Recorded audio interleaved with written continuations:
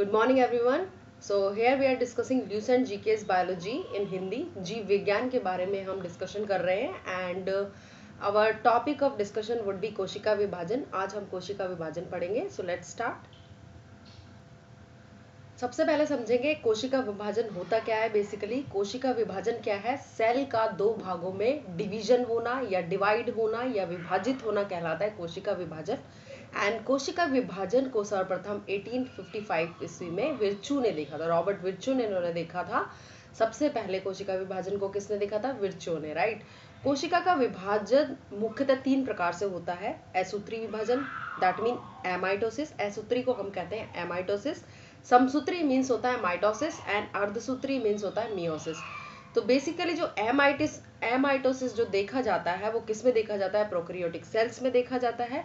लेकिन जो माइटोसिस और मियोसिस होता है वो होता है यूकैरियोटिक सेल्स में. तो हमें यहाँ याद रखने वाली बात ये है कि एमाइटोसिस जो है वो लेस जो डेवलप होते हैं यानी कम विकसित जो ऑर्गेनिज्म सेल्स हैं उनमें होता है एमाइटोसिस. ठीक है, बैक्टीरिया हो गया इसका एग्जाम्पल. और समसूत्री माइटोसिस एंड मियोसिस होता है हायर और यूकैरियोटिक सेल्स में. राइट. एसूत्री की बात करेंगे. एमाइटोसिस यह विभाजन अविकसित कोशिका जैसे कि जीवाणु, नील हरित शैवाल, यीस्ट, अमीबा तथा प्रोटोजोआ में होता है. ये किस किस में होता है? जीवाणु यानी कि बैक्टीरिया, नील हरित शैवाल को हम कहेंगे ब्लू ग्रीन एल्गी, यीस्ट में होता है, अमीबा में होता है और प्रोटोजोअन्स में होता है. तो प्रोटोजोआ में हो गया, अमीबा हो गया. बेसिकली क्या होगा यहाँ पर आपको क्रोमोसोम्स का जो स्पिंडल फाइबर फॉर्मेशंस होती है, स्पिंडल्स जो होते हैं यानी कि क्रोमोसोम अलग अलग जो दिखते हैं जाते हुए वो नहीं दिखाई देते हैं. यहाँ पर डायरेक्टली क्या होता है? न्यूक्लियस का डिवीजन होता है और उसके बाद साइटोप्लाज्म यानी कि कोशिका द्रव्य का विभाजन होता है. केंद्रक और कोशिका द्रव्य का विभाजन होकर दो कोशिका आपस में एक कोशिका दो कोशिकाओं में डिवाइड हो जाती है. राइट. अब हम इसे एसूत्री विभाजन को डायग्राम में देखते हैं किस तरीके से ये डिवीजन होता है. दिस इज एसूत्री विभाजन और एमाइटोसिस जिसे कहते हैं. इसमें सिंपली क्या होता है? ये सेल है, पेरेंट सेल आपको दिख रही है, इसके अंदर क्या है? केंद्रक है. और यहाँ पर केंद्रक देखिए किस तरीके से कॉन्स्ट्रिक्शन होती है. यहाँ पर केंद्रक की किस तरीके से वो डिवाइड होता है. तो यहाँ पर देखिए कॉन्स्ट्रिक्शन बनी, उसके बाद ये मोर इलोंगेटेड फॉर्म में आया, दो भागों में इसका क्रोमोसोम डिवाइड हुआ. फिर उसके बाद यहाँ पर साइटोप्लाज्मिक यानी कोशिका द्रव्य यहाँ से संकुचित होने लगता है और उसके बाद ये क्या बनी? दो डॉटर सेल्स बन जाती. तो एक सिंपल डिवीजन है जो कि प्रोटोजोआ, ब्लू ग्रीन एल्गी यानी कि नील हरित शैवाल, बैक्टीरिया इसमें पाया जाता है. तो सिंपली पेरेंट सेल जो होती है, जो पितृ कोशिका होती है, वो दो संतति कोशिका में डिवाइड हो जाती है. नाउ नेक्स्ट इज समसूत्री विभाजन जिसको माइटोसिस भी बोलते हैं. समसूत्री विभाजन की प्रक्रिया को जंतु कोशिका में सबसे पहले जर्मनी के जीव वैज्ञानिक वॉल्थेर फ्लेमिंग ने 1879 में देखा. उन्होंने ही सन 1882 में इस प्रक्रिया को माइटोसिस नाम दिया. तो वॉल्थेर फ्लेमिंग जो थे वॉल्थेर फ्लेमिंग ने क्या देखा था? 1879 में जंतु कोशिका यानी एनिमल सेल्स में सबसे पहले समसूत्री विभाजन को देखा था और उन्होंने ही 1882 में इसका नाम दिया. This is mitosis. इसको क्या कहते हैं? माइटोसिस कहते हैं. राइट. यानी समसूत्री विभाजन. यह विभाजन कायिक कोशिका यानी कि सोमेटिक सेल्स में होता है. कायिक कोशिका का मतलब होता है जो आपकी काय में होती है. राइट. जो आपकी बॉडी में सेल्स होती है उनको हम कहते हैं सोमेटिक सेल्स. यहाँ पर बात हो रही है सोमेटिक सेल्स यानी कायिक कोशिका की, ना कि जो सेक्स सेल्स होती है उनकी बात नहीं हो रही है. वो होता है आपका अर्धसूत्री विभाजन में. राइट. मियोसिस कहाँ पाया जाता है? तो लैंगिक कोशिका में पाया जाता है यानी कि सेक्स सेल्स में. लेकिन समसूत्री की बात करेंगे तो वो कहाँ होता है? कायिक कोशिकाओं में. बॉडी की जितनी भी आपकी सेल्स हैं और ये किसके लिए रिस्पॉन्सिबल होता है? ग्रोथ यानी वृद्धि के लिए. जो शरीर की वृद्धि होती है वो माइटोसिस से होती है. राइट. अध्ययन की सुविधा के लिए समसूत्री विभाजन को 5 चरणों में बांटते हैं. अब यहाँ पर समसूत्री विभाजन जो होता है 5 फेज में बटा होता है. 5 होता है इसमें. ठीक है. एक होती है इंटरफेज, सबसे पहली अंतरावस्था, फिर आती है पूर्वावस्था जिसे कहते हैं प्रोफेज, मध्यावस्था यानी मेटाफेज, देन पश्चावस्था एनाफेज एंड देन अंतावस्था यानी सबसे लास्ट वाली फेज को कहते हैं टीलोफेज.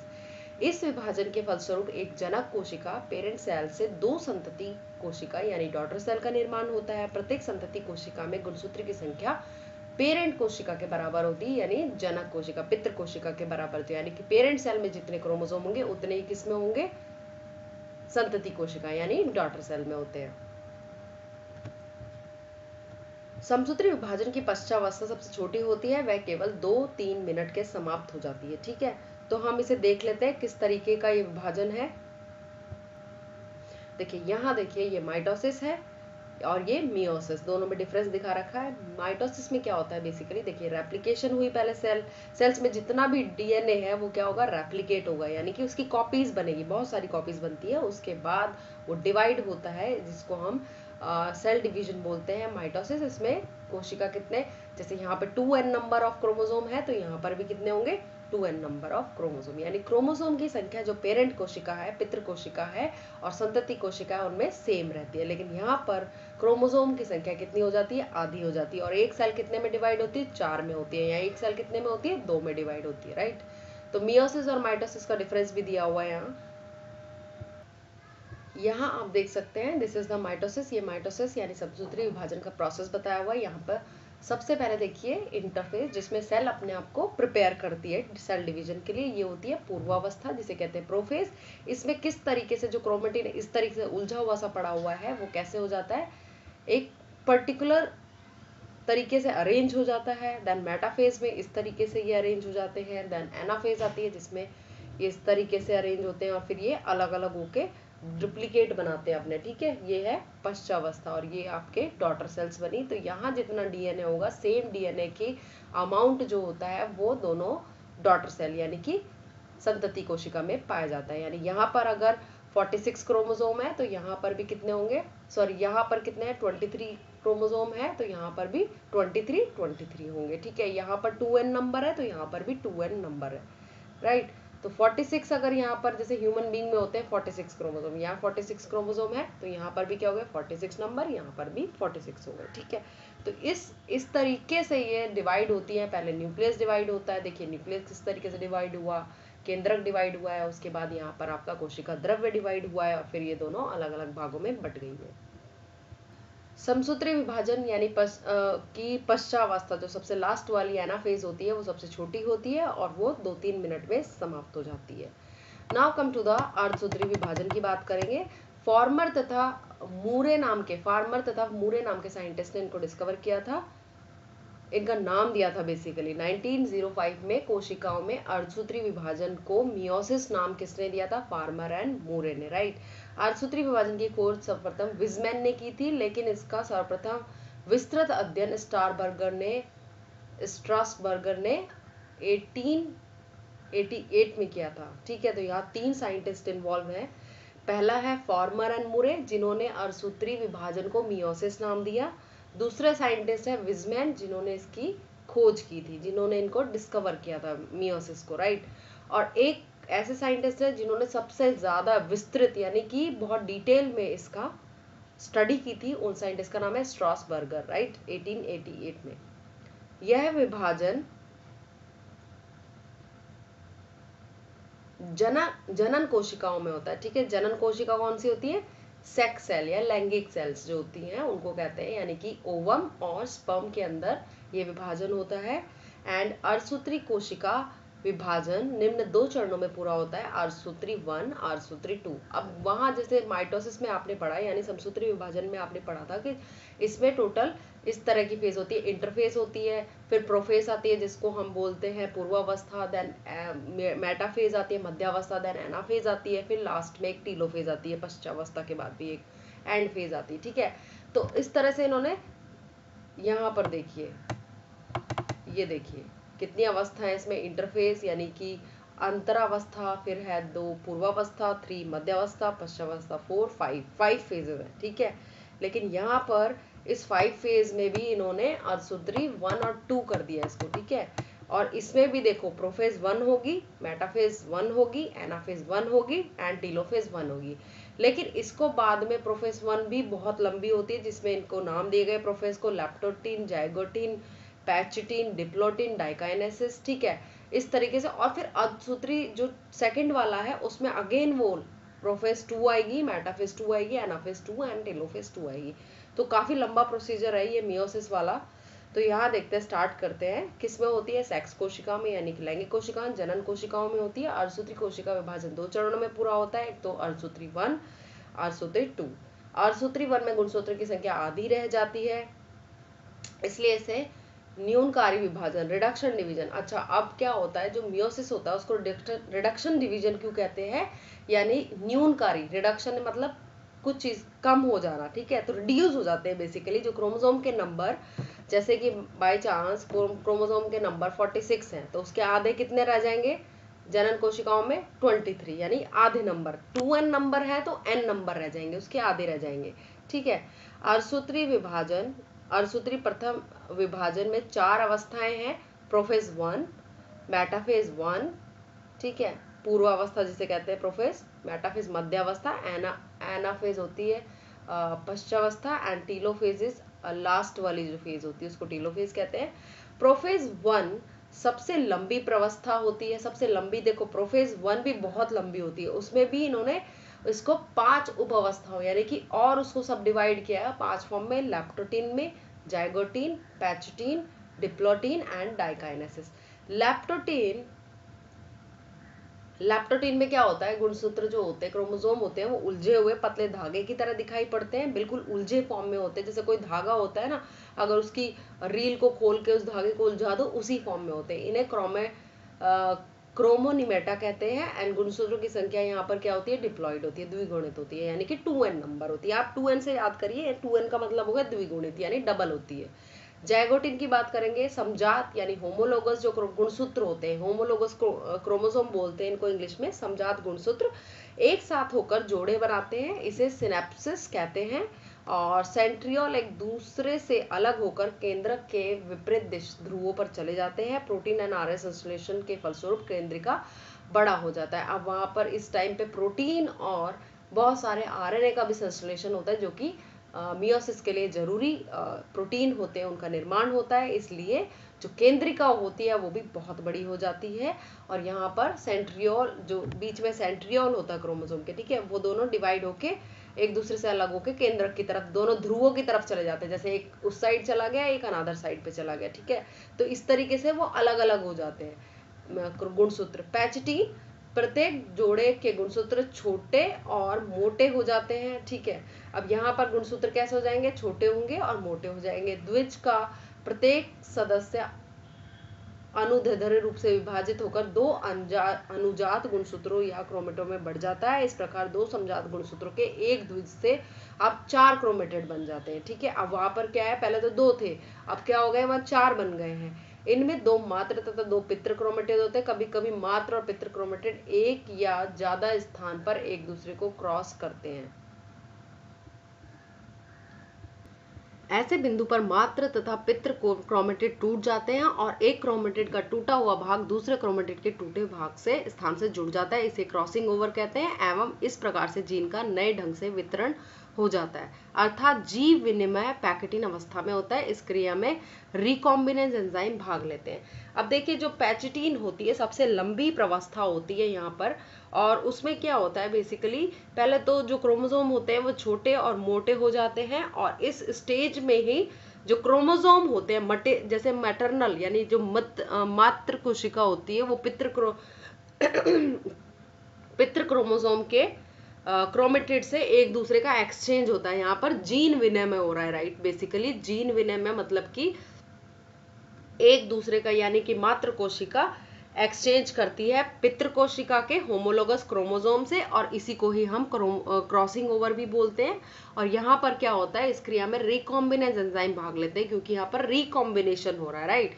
रिकॉम्बिनेशन मतलब क्रोमेटिड्स एक दूसरे से जुड़कर रिकम्बाइन हो रहे हैं, that's why they are using recombinase enzyme. Recombinase enzyme क्या होता है बेसिकली, जो रिकॉम्बिनेशन की क्रिया में भाग लेता है, राइट।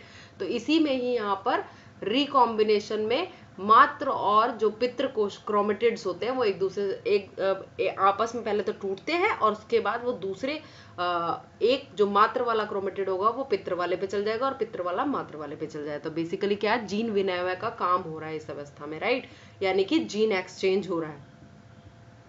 क्रॉसिंग ओवर हमेशा नॉन सिस्टर क्रोमेटिड्स के बीच में होता है।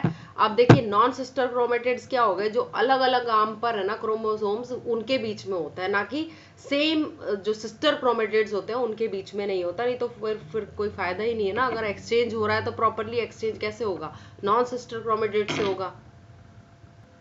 यहाँ देखिए ये क्या है, होमोलोगस क्रोमोसोम्स है ना।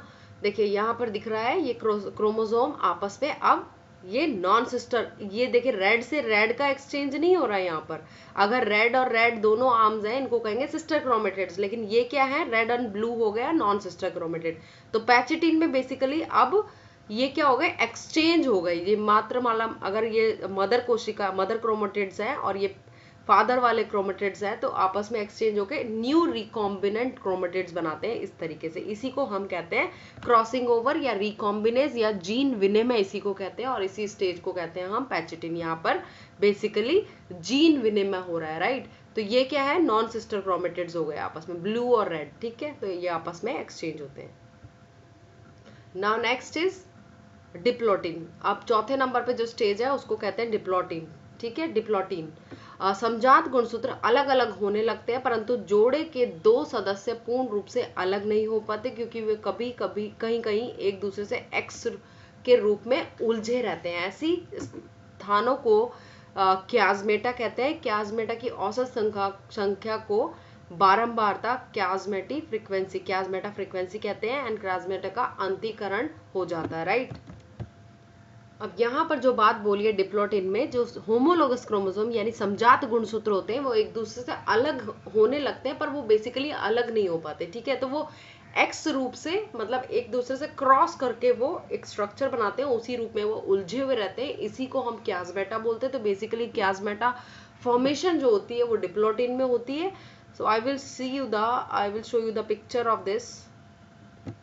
देखिए यहाँ पर देखिए सबसे पहले चलो डिप्लोटिन देखते हैं। यहाँ पर देखिए किस तरीके से उलझे हुए हैं। तो एक्स यानी कि ये पिंक वाला पार्ट इधर आ रहा है एंड ब्लू वाला इधर आ रहा है, ठीक है।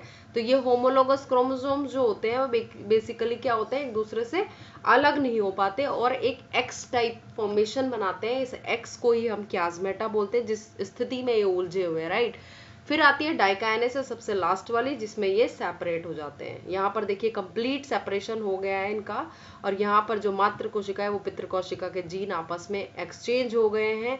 और ये सारी स्टेजेस हैं। लैप्टोटिन किस तरीके से होते हैं ये क्रोमोसोम, एंड देन एक दूसरे के पास आते हैं जाइगोटिन में, फिर पैचिटिन में एक दूसरे से एक्सचेंज होते हैं, ठीक है। और यहाँ ये उलझे हुए ही रहते हैं डिप्लोटिन में, उसके बाद ये अलग हो जाते हैं। इसको कहते हैं डाइकाइनेसिस, राइट।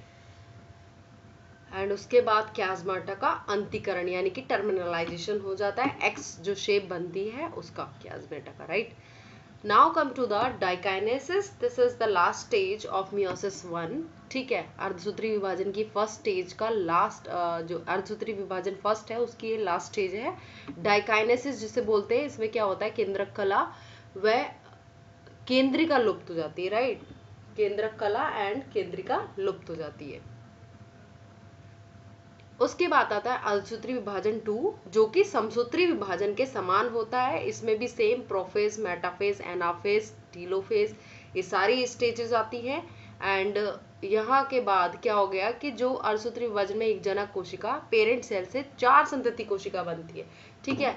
मैंने आपको पहले भी बताया था कि जो माइटोसिस होता है यानी समसूत्री विभाजन होता है उसमें पेरेंट सेल से यानी कि जनक कोशिका से 2 संतति कोशिकाएं बनती है, लेकिन अर्धसूत्री विभाजन में एक जनक कोशिका से 4 संतति कोशिका का निर्माण होता है। Now come to the difference. समसूत्री एवं अर्धसूत्री विभाजन में अंतर क्या है। समसूत्री विभाजन एंड अर्धसूत्री विभाजन, यह विभाजन कायिक कोशिका यानी सोमेटिक सेल्स में होता है। यह विभाजन जनन कोशिका में होता है यानी कि लैंगिक सेल, सेक्स सेल्स में होता है। इस विभाजन में कम समय लगता है, इस विभाजन में अधिक समय लगता है। आपने देख लिया है यहाँ पर 2 स्टेज होती है, एक होती है अर्धसूत्री विभाजन 1 और एक होती है अर्धसूत्री विभाजन 2। तो बहुत लंबा समय लगता है एज कम्पेयर टू समसूत्री विभाजन। इस विभाजन के द्वारा एक कोशिका से 2 कोशिकाएं बनती है। इस विभाजन से एक कोशिका से 4 कोशिका का निर्माण होता है। तो यहाँ कितनी बनती है, 2 बनती है समसूत्री में। और जो अर्धसूत्री विभाजन है उसमें कितनी बनेगी, 4 बनेगी। संतति कोशिका में जनक जैसी ही गुणसूत्र होने के कारण अनुवांशिक विविधता नहीं होती। अनुवांशिक विविधता क्यों नहीं होती, क्योंकि यहाँ पर जितने क्रोमोसोम यानी गुणसूत्रों की संख्या संतति कोशिका में उतनी ही रहती है जितने की जनक कोशिका में होती है, ठीक है। पेरेंट सेल और डॉटर सेल दोनों में सेम गुणसूत्र होते हैं, लेकिन यहाँ पर संतति कोशिकाओं में जनक से भिन्न गुणसूत्र होने के कारण आनुवांशिक विविधता होती है, राइट। तो यहाँ पर क्या होता है, बेसिकली गुणसूत्रों की संख्या कितनी हो गई, आधी हो गई है पेरेंट सेल से, ठीक है। तो दोनों में गुणसूत्रों की संख्या अगर अलग अलग हो गई तो उनकी आनुवंशिक विविधता वो जेनेटिकली क्या है, अनआइडेंटिकल हो गई है, आइडेंटिकल नहीं रही है, सेम नहीं रही है वो, राइट।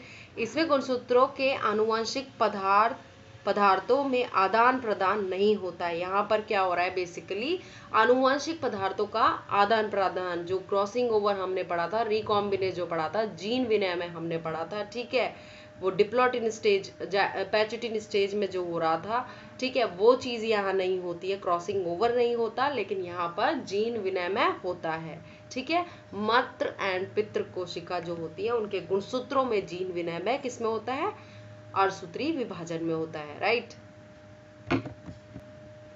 इसमें प्रोफेज अवस्था छोटी होती है, इसमें बहुत छोटी होती है प्रोफेज अवस्था, लेकिन इसमें प्रोफेज अवस्था कैसी होती है, बहुत लंबी होती है, राइट। माइटोसिस किसमें होता है, सोमेटिक सेल्स यानी कि कायिक कोशिकाओं में होता है। जहां पर बहुत ज्यादा ग्रोथ होती है वहां पर माइटोसिस बहुत एक्टिव होता है। जैसे कि अगर सेल्स खराब हो रहे हैं, जैसे स्किन की सेल्स होती है हमारी, उसके अंदर रिप्लेस करने के लिए माइटोसिस कंटिन्यूएशन में होता रहता है। बोन मैरोज में माइटोसिस हमारा बहुत ज्यादा होता है। स्किन यानी कि आपकी जो चर्म होती है, त्वचा होती है, उसके ऊपर बहुत ज्यादा माइटोसिस होता है। लेकिन अगर मियोसिस की बात करेंगे तो आपकी एग एंड स्पर्म सेल्स कैसे बनती है, मियोसिस के थ्रू बनती है, राइट। सो हेयर हमारा जो टॉपिक है वो अभी फिनिश हो गया है, हमारा कोशिका विभाजन खत्म हो गया है। अभी हम नेक्स्ट जो हम करने वाले हैं वो है जैव विकास।